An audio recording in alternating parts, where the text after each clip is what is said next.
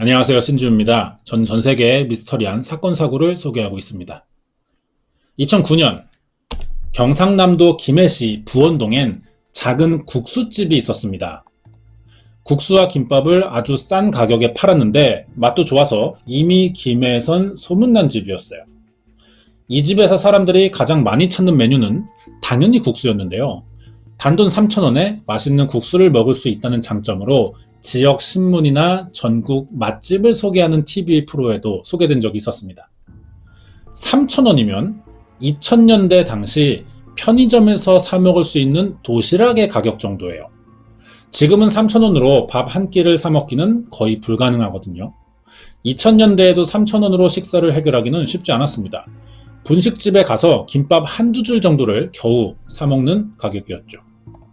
그런데 이런 3,000원이라는 아주 싼 가격에 맛이 좋은 국수를 경상남도 김해 어느 작은 가게에서 판다는 입소문이 퍼지자 방송국이 찾아왔고 이걸 계기로 사람들이 더 많이 찾아들었다고 합니다.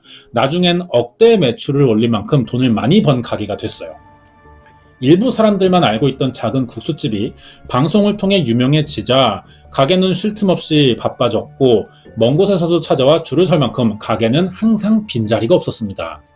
이 국수집 사장의 이름은 바로 2009년 당시 53세 여성인 김춘자 씨였어요. 김 씨는 365일 중 하루도 쉬지 않고 새벽 5시에 가게를 나와 육수를 우렸고 직접 국수 면까지 뽑는 아주 성실하게 일하던 사람이었습니다. 아주 싼 가격이었지만 양이나 맛은 한 번도 변하지 않았고요. 가게를 찾는 손님들이 불만을 드러내본 적이 없어요.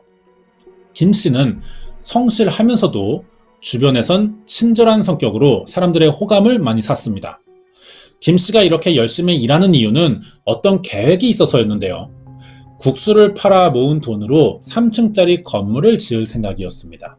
이유는 더 많은 손님을 받을 수 있는 큰 국수집을 열기 위해서였어요. 지금은 작은 가게지만 장사도 잘 되고 부지런히 일하는 사람이기 때문에 이런 사람은 시간 문제지 충분히 성공할 것 같다는 생각이 들죠. 하지만 방송에 나온 이후 김 씨에게는 어떤 일이 생겼다고 합니다. 그리고 아직까지 해결되지 못한 미제 사건이기도 하죠. 유명 국수집 사장님에게 무슨 일이 있었는지 알아보도록 하겠습니다. 자세한 이야기 궁금하시면 구독과 좋아요 부탁드립니다. 2009년 5월 18일 시간은 밤 10시경이었습니다. 사장인 김 씨와 직원은 가게를 찾은 그날 마지막 손님에게 국수와 김밥을 내온 뒤 가게를 정리하고 다음날 장사 준비를 했습니다. 장사가 끝나자 가게 앞을 나와 헤어졌고요. 김 씨는 평소 자신이 몰던 차를 타고 퇴근했죠. 다음 날인 2009년 5월 19일 아침 8시예요. 종업원이 가게에 출근합니다. 이때 가게 문이 열려 있었고요. 내부는 불도 켜져 있었습니다. 직원은 아마 항상 새벽에 먼저 출근해 육수를 내던 김 씨가 와 있는 거라 생각했을 거예요. 일하는 방식을 보자면 김 씨가 먼저 새벽 5시에 나옵니다. 육수를 내고 면 뽑을 준비를 할 때쯤 종업원이 출근하는 거예요. 그래서 일손을 돕는 방식으로 장사를 해왔다고 합니다. 김 씨가 이걸 단 하루도 거르지 않고 매일 해왔던 거죠. 그런데 종업원은 이날 가게에 들어오면서 평소와 다른 상황을 보게 된 거예요. 분명 가게 불은 켜져 있어요. 그런데 사장인 김 씨가 보이지 않고 육수도 우려져 있지 않았던 겁니다. 개업한 지 6년이나 됐고 매일 하루도 이 일을 거르지 않던 사람이라 직원은 이 상황이 너무나 낯설게 느껴진 거죠. 잠깐 다른 볼일이 생겨서 자리를 비웠을 수도 있습니다. 가게 밖을 나와서 사장을 기다려보기도 했는데요. 그러자니 가게 앞에는 김 씨의 차가 세워져 있는 겁니다. 더 이상한 건 차 앞바퀴가 사진과는 다르게 평소와 다른 모양으로 주차가 돼 있었다고 하는데요. 매사에 아주 철저한 성격이었던 김 씨는 아무리 급하고 사소한 일이라도 허투루 한 적이 없었다고 합니다. 주차할 때도 바퀴를 항상 직선으로 정리해 둔 뒤에 확인하고 내리는 이런 꼼꼼한 운전 습관이 있었어요. 이런 김 씨의 습관과 성격을 잘 아는 종업원이 김 씨의 차에서 아주 이상한 점을 본 겁니다. 자동차 앞바퀴가 도로 쪽으로 틀어져 있는 채 주차가 돼 있던 거죠. 국수집 앞이 도로가 경사도 아니라서 바퀴를 돌려놓을 이유가 없습니다. 그런데다가 이건 김 씨의 성격상 있을 수 없는 일이었거든요. 이상한 마음에 차 안을 들여다봤어요. 그랬더니 김 씨가 평소 항상 가지고 다니던 검은색 가방이 보이지 않았다고 합니다. 이 가방은 예전에 도둑이 든 뒤로 귀중품이나 현금 아니면 사업상 중요한 서류들을 항상 모아서 담아 다녔기 때문에 가족들도 함부로 손댈 수 없는 물건이었거든요. 그러니까 이 가방이 없다는 것은 지금 김 씨와 같이 사라졌을 가능성이 있는 겁니다. 그런데다 차까지 놔두고 사라졌다는 거죠. 불길한 예감이 들었지만 직원은 어떤 사정이 있어서 가게를 비웠을지도 모른다는 생각에 가게 앞에 나와 김 씨를 더 기다려봤습니다. 그런데 시간이 한참 지나도 오지 않는 거예요. 직감적으로 사장인 김 씨에게 무슨 일이 생겼다고 느낀 종업원은 바로 가족에게 이 사실을 알립니다.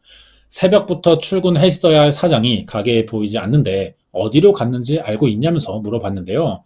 가족은 김 씨의 사라진 사실을 전혀 모르고 있었습니다. 직원의 이 연락을 받은 김 씨 아들이 바로 어머니가 일하는 국수 가게로 찾아왔어요. 김 씨 아들도 가게 앞에서 같이 어머니를 기다렸습니다. 그러다가 단골 손님 한 명이 가게를 찾아왔는데요. 아들은 종업원이랑 장사 준비도 안 돼 있고 사장님도 안 계시니 장사할 수 없다고 말해야겠죠. 이 말에 단골 손님이 한 말은 굉장히 이상했습니다. 최근 들어서 김 씨 행동이 어딘가 이상했다는 대답을 하고 사라지는 거예요. 아들은 이 손님의 말이 꺼림칙하다는 생각에 실종 신고를 합니다. 경찰은 가게 옆에 설치된 CCTV로 김 씨가 언제쯤 사라졌고 주변에 누군가 같이 있었는지 확인해 갔죠.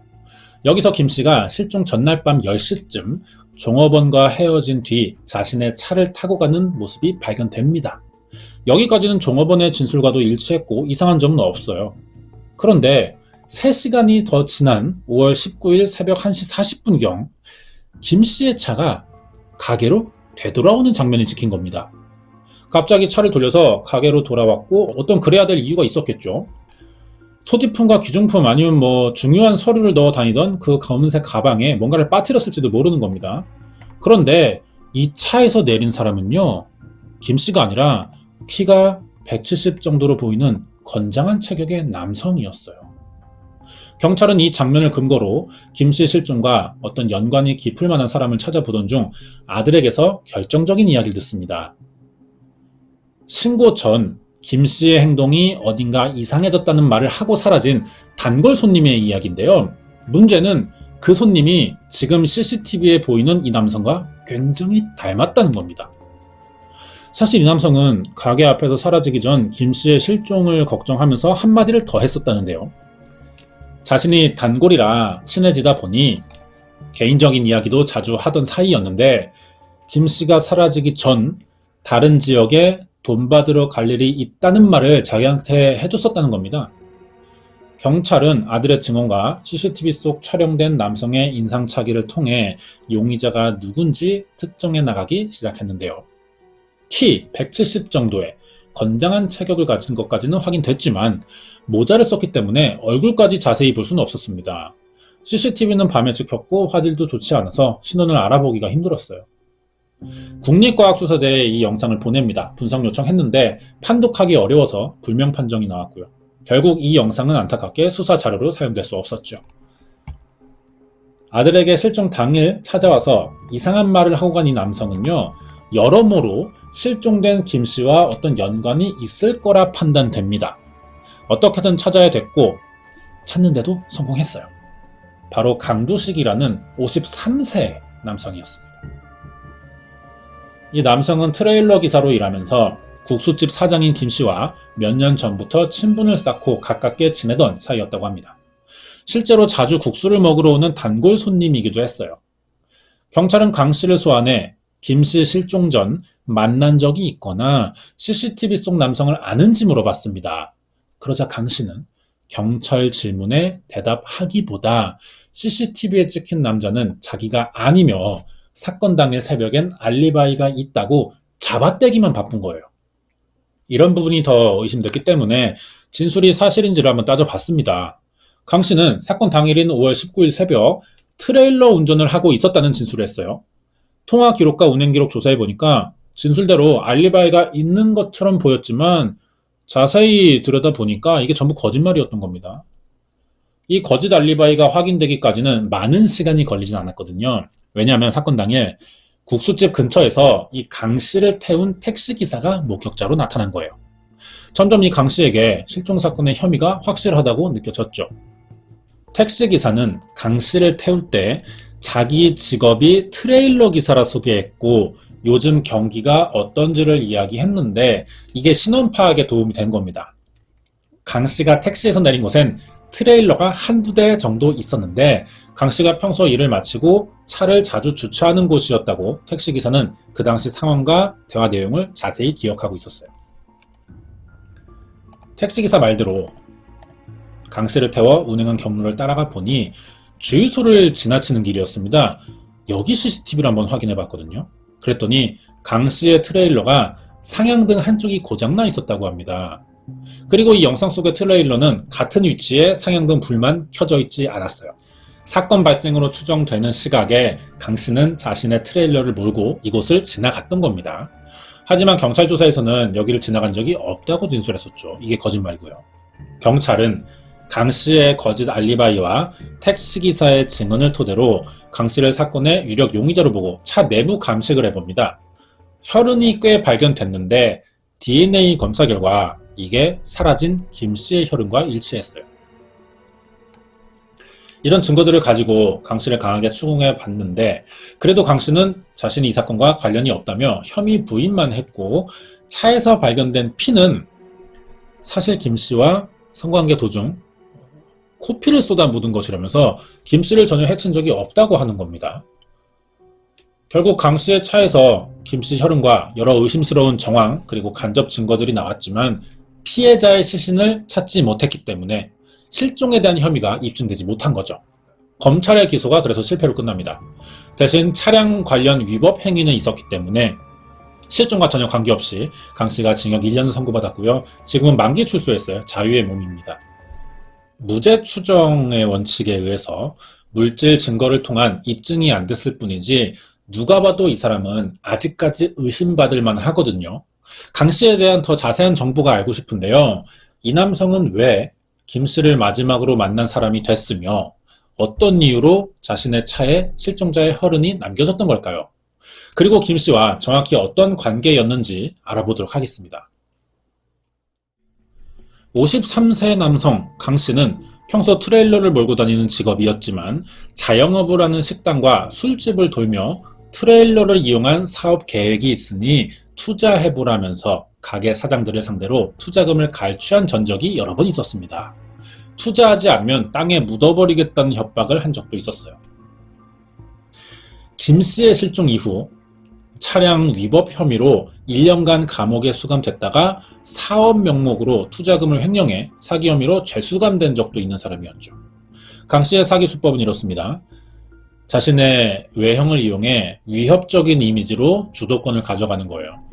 여사장들을 위주로 접근했는데 처음엔 친절한 인상으로 대화를 시작했고 쇳덩어리 같은 폐품들을 고물상에 팔아 넘기는 방식의 사업이니 90만 원만 투자해 준다면 10배에 달하는 1000만 원 정도의 수익을 내주겠다면서 조금씩 돈을 갈취하기 시작했던 겁니다.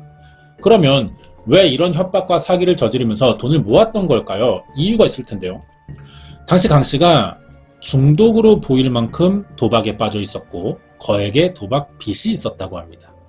그러니까 이 돈을 갚기 위해서 자신이 트레일러 기사니까 이걸 이용해 같이 사업을 하지 않겠냐며 투자금 명목으로 돈을 뺏어오던 거였죠.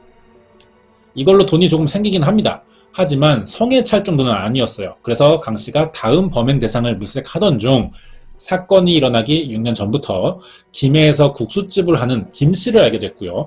장기간에 걸친 계획에 들어간 겁니다. 의심받지 않기 위해서 천천히 접근해 갔고 단골이 되자 친분을 쌓았다고 합니다. 작은 가게로 시작한 김 씨는 언젠가 점포 확장을 해서 더 많은 손님을 받고 싶었고 제대로 된 집도 사고 싶은 이런 계획이 있었다는 말을 했다는데요. 강 씨가 자주 가게를 찾아가 친해지다 보니 이런 개인적인 고민까지 들을 수 있었던 겁니다. 이 말에 강 씨가 장사하기 좋은 장소에 땅을 아는데 사업 부지 확보에 도움을 주겠다면서 김 씨의 돈을 노리기 시작한 거죠. 평소 김 씨에게 자기가 삼계탕을 사주면서 인심을 쓰는 척도 많이 해왔다고 합니다. 이렇게 상황이 파악되다 보니까 국수집 종업원이 했던 진술 중에 결정적인 내용이 있었던 거예요. 생각해보니까.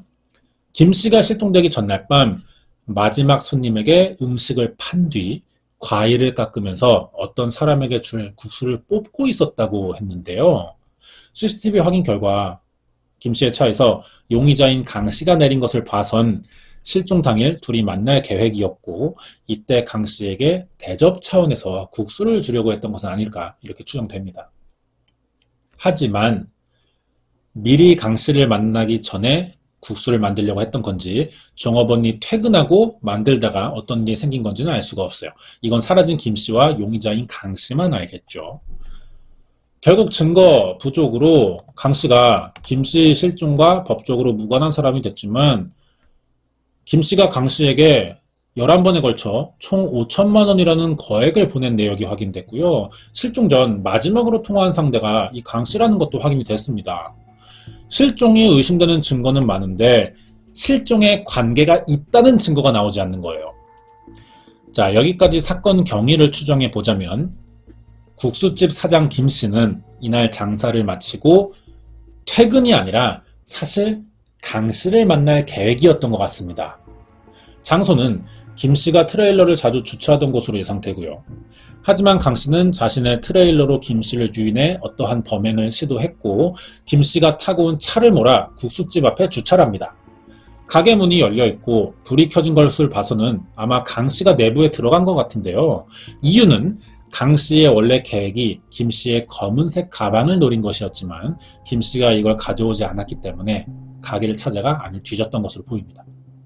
가방을 찾았는지는 알 수 없지만 가게를 나와 택시를 탔고 다시 트레일러가 있는 곳에 가 어떤 방법을 이용해 김 씨를 옮겼던 거라 생각되는데요. 수사를 통해 추정해 볼 수 있는 사실은 여기까지입니다. 강 씨의 혐의를 입증하려면 김 씨가 가지고 다니던 그 검은색 가방을 찾아야 하고 택시에서 내린 뒤 강 씨의 다음 행동이 어땠는지를 파악해 봐야 될 거예요. 강 씨 지인의 말을 들어보니까 사건 당일 강 씨가 새벽에 갑자기 출근과 상관없이 목욕을 했다는 이야기가 있었거든요. 강 씨가 만약 범인이었다면 아마 자기 트레일러에서 범행하던 당시 몸에 튄 혈액을 씻어내기 위해서가 아니었을까 이런 추측도 가능합니다. 이후 수사에 혼선을 주기 위해서 범행 뒤처리를 하려고 했는지 사건 현장과 멀리 떨어진 경남 사천시까지 운전을 가는 등 여러 거짓 알리바이를 만들어 왔어요. 범행 시작 시간으로 추측되는 18일 밤 10시부터 19일 새벽까지 강 씨의 휴대폰으로 22건의 통화 내역이 확인됐는데요. 조사 내용상 이게 강 씨의 단독 범행이라면 범행 시간이 꽤 짧습니다. 뒤처리까지. 그리고 알리바이 조작도요. 혼자서는 하기 힘들다는 생각이 들거든요. 따라서 이 22번의 통화 상대는 범행을 같이 계획한 공범이지 않을까 추측되기도 합니다. 경찰은 이 공범으로 보이는 강 씨와 같이 동거하는 여성을 의심해봤어요. 강 씨가 글을 읽지 못하는 문맹이라 평소 돈에 관련된 일 대부분을 동거 중인 여성에게 의존했었고 강 씨가 자영업자를 상대로 사기치고 다닐 때 동거녀와도 자주 거래한 정황이 포착됐습니다. 사라진 김 씨도 이 동거녀에게 돈을 보낸 적이 있었거든요. 경찰은 공범 가능성이 있는 이 동거 여성을 상대로도 조사를 해봤지만 금전거래 정황 외에 범행을 입증할 수 있는 결정적인 증거는 찾지 못했습니다. 결국 이 사건의 내막을 들을 수 있는 사람은 형제 행방불명인 상태며 사망했어도 어디에 묻혀 있을지 알 수 없는 피해자 김 씨밖에 없는 상황인 거죠. 범인으로 추정되는 강 씨와 동거녀가 범행을 모두 부인하고 있기 때문에 두 사람이 범행을 저질렀다는 결정적인 물증이 나오지 않는 한 이들에게서는 아무런 대답을 들을 수 없을 거예요. 구속도 불가능하고요. 결국 강 씨가 차에 관련된 사기 혐의로 징역 1년형을 선고받아서 감옥에 들어갔지만 이 이상의 이야기는 하지 않습니다. 동거녀도 마찬가지고요. 그래서 수사가 지금 멈춘 상태예요. 경찰의 초기 수사 당시 강 씨가 세워둔 트레일러 인근의 배수로가 김 씨를 유기한 가능성이 높은 장소로 본 적도 있습니다. 수색견을 데려와서도 조사해봤는데 아무런 증거 나오지 않았어요. 사건 수사가 여기까지입니다. 많은 사람들의 관심을 받으며 억대 매출을 올리던 국수집 사장 김 씨는 2009년 5월 18일 밤 무슨 이유로 강 씨를 만나 지금까지 돌아오지 못하는 걸까요?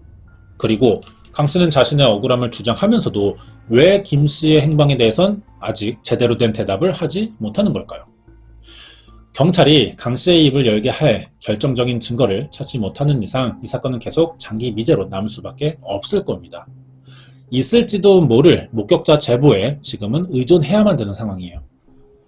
2009년 김 씨가 실종된 날부터 가게는 문이 닫힌 채 가족과 함께 김 씨가 돌아오기만을 기다리고 있습니다. 준비한 내용 여기까지예요. 끝까지 봐주셔서 감사드리고요. 뒤에 관련된 이야기가 더 남아 있습니다. 이번 이야기는 경상남도 김해에서 일어난 김해 국수집 사장 실종 사건 파일이었습니다. 네, 관련된 이야기 하겠습니다. 이 사건의 핵심은 그거예요. 모든 정황들이 한 사람을 가리키고 모든 간접적인 증거가 이 사건에는 강 씨가 연관돼 있다라고 가리킵니다. 그런데 가장 중요한 직접적인 증거가 없는 거죠. 시신만 찾을 수 있어도 혐의가 입증될 것 같아요. 네, 그렇지 못합니다. 시신을 찾는 게 가장 급선무죠. 자, 관련된 이야기 더 하자면은 돈 이야기인데요. 김 씨가 왜 강 씨에게 이런 큰 돈을 줬냐는 거죠. 앞에서 이야기한 대로 김 씨는 사업 확장을 목적으로 3층짜리 건물을 올릴 계획이 있었고 적당한 사업 부지를 찾고 있었습니다. 이런 김 씨의 목적을 알고 강 씨가 의도적인 접근을 해 돈을 노렸던 거죠. 사업 부지를 알아봐 주겠다면서 자신에게 투자하면 건물 건축에 필요한 자금을 더 늘릴 수 있겠다고 사기를 친 거예요. 강 씨를 믿고 약 1년간 5천만 원 정도의 돈을 투자했는데 아무런 수익이 나지 않는 겁니다. 그래서 이 사건 전날 밤 투자한 돈을 회수해 보려고 강 씨랑 연락해서 만날 약속을 잡았었겠죠. 이럴 가능성이 굉장히 높아요. 하지만 강 씨는 사업상의 투자가 아니라 애초에 이 돈을 빼돌릴 계획이었고 돈은 전부 도박으로 날렸을 겁니다. 그러자 이제는 돈을 돌려받으려는 김 씨를 계속 상대하기가 불편했겠죠. 추측이고요. 정확한 사건 내막은 피해자와 가해자만 알고 있을 겁니다. 그런데 이 가능성이 굉장히 높아 보여요. 돈을 갚을 상황도 아니면서 빌렸다가 채권자가 재촉하면 이 빚을 피하기 위해 범행을 저지르는 경우가 많이 일어나고 있는 게 사실이거든요. 이렇게 김 씨를 상대로 범행을 저지른 것은 아닌가 생각됩니다. 이 사건의 핵심은 잠깐 이야기했지만 피해자의 행방을 모른다는 거예요. 그래서 사건이 입증되지 않는 겁니다. 모든 정황 증거가 한 사람만 가리켜요. 강 씨밖에 없습니다. 아무리 봐도. 그런데 피해자의 시신이 없다는 이유로 혐의가 입증되지 못하는 이런 식의 사건들이 또 많거든요.